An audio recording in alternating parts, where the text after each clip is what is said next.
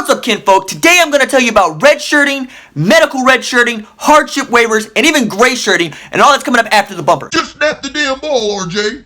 What's up, kinfolk? It's RJ Young. I am not on a step mill. If you're new to my channel or this is your first time here, consider hitting the like and subscribe button because I upload a video every single day. It's always OU related, college football related, sports related. We have a good time. So today I want to tell you all about redshirting because I know a lot of people have differing definitions of what that means and they get tripped up by seeing redshirt next to a guy who's supposed to be a freshman or even a sophomore or junior, and somehow it gets thrown out when we talk about fifth-year seniors because fifth-year seniors are just fifth-year seniors and not redshirt seniors. So redshirting, or a red shirt, is given to a college athlete who will not participate in the regular season for various reasons, including and most prominently to lengthen an athlete's career at a university and also lengthen the period of time for which they're eligible. So if you take college football, typically a football player gets 4 seasons of eligibility, but if they're given a red shirt or being told that they're going to redshirt, that means that they can enroll in classes, they can have a full scholarship, they can practice and participate with the team, and they can even suit up for games, but they cannot compete, they cannot play, because particularly in football, as soon as a player who's a freshman plays 1 snap, they have quote-unquote burnt their red shirt. It means that player can no longer get that 5th year of eligibility and could have only played 1 snap or 5 snaps or 10 snaps, but that counts as a season's worth of playing. And I'm going to tell you why that's likely to change here in the future a little bit later. But first, a bit of history on redshirting. The term redshirt was actually coined for a former linebacker at Nebraska named Warren Olsen in 1937. Olsen wanted to practice but not play with Nebraska, so he wore a red shirt without a number. And over time, the NCAA decided that this was a good idea, specifically for freshmen who were adjusting to college life, couldn't handle the course load, and needed to worry about other things related to being a student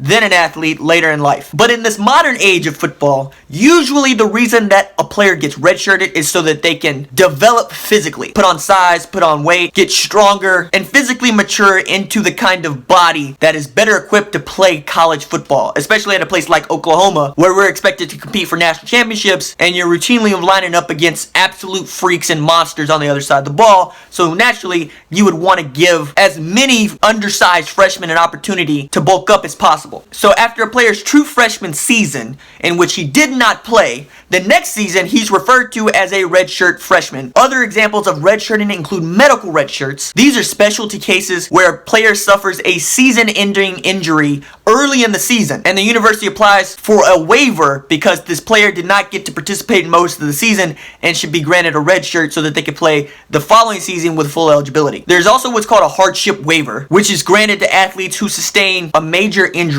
and participated in less than 30% of the season and has not played beyond the midpoint of the season. But if an athlete is granted such a waiver, that season that they had a hardship in is treated as if they didn't compete. So if you rush for 3,000 yards in 3 games, it doesn't mean anything and it doesn't matter because you completed hardship and now you're stuck with a waiver and now you got to do it all over again. And of course, there are the rare occasions where a player was granted a 6th year of eligibility because of serious injury. Sooner fans very well know Jason White was granted a 6th year of eligibility because, well, his knees are like fine china and if you blow at them just right, he'll blow an ACL. I'm being harsh there. Jason White redshirted his freshman year and then had such a hard time coming back from his torn ACLs that he was granted a 6th year of eligibility. Another well-known quarterback to be granted a 6th year of eligibility is Case Keenum, who also redshirted his freshman year and then in 2010 blew out his knee after just 3 games and was granted a 6th year. In 2016, the academic redshirt was initiated. This means for athletes who did not receive the cumulative 2.3 GPA that you must meet to satisfy NCAA standards, schools may enter that player into the academic redshirt, which allows for an athletic scholarship and participation with the team, but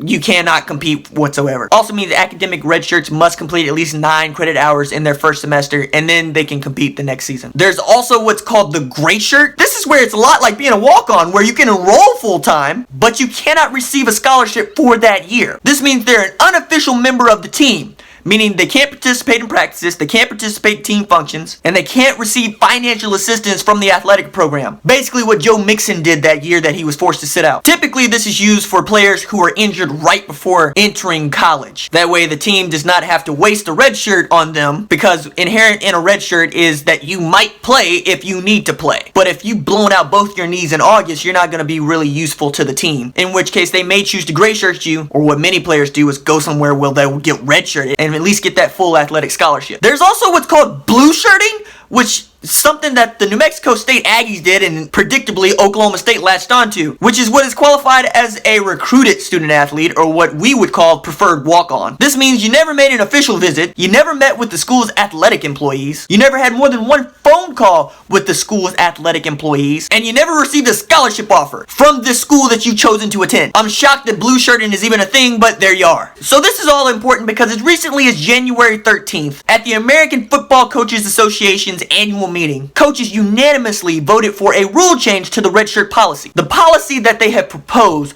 would be that a player can participate in up to 4 games and still retain their red shirt for that season. Again, currently, if a player plays a single play as a freshman, that red shirt is, quote, burnt. It no longer exists. Now, there's obvious reasons for why college football coaches would want this rule change. It gives them more flexibility. They can use more red shirts on more athletes. But this also doesn't mean anything unless the NCAA wants to adopt this standard, and who knows what the NCAA wants to do. I mean, after all, this is an association that can't even get it together to go after North Carolina for, cheating. Alright, that's it for me. If you like the videos, don't forget to like and subscribe. I'll see you tomorrow. Deuces.